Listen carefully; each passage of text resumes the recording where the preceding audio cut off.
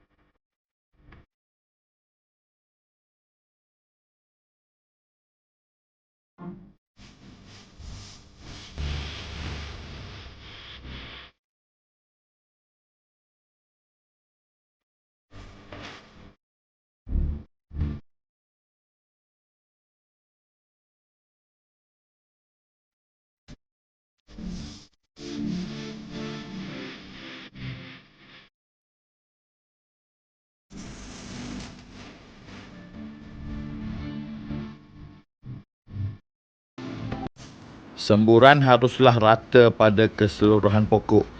Teknik semburan perlu atas dan bawah supaya mengenai keseluruhan kawasan daun, sama ada di atas daun ataupun di bawah helaian daun.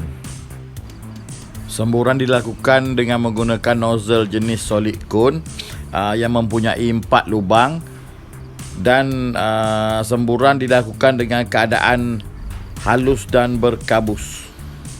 Semburan dilakukan setiap 3 atau 4 hari bergantung kepada populasi serangga seperti lalat putih dan trip.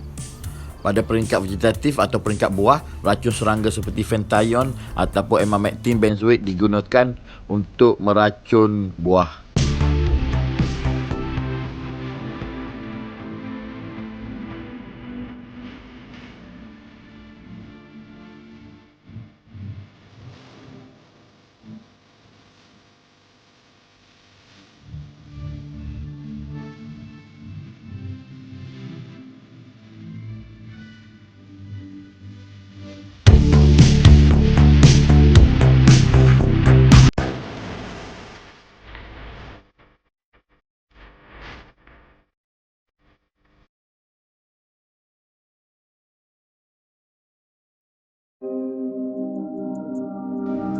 Subscribe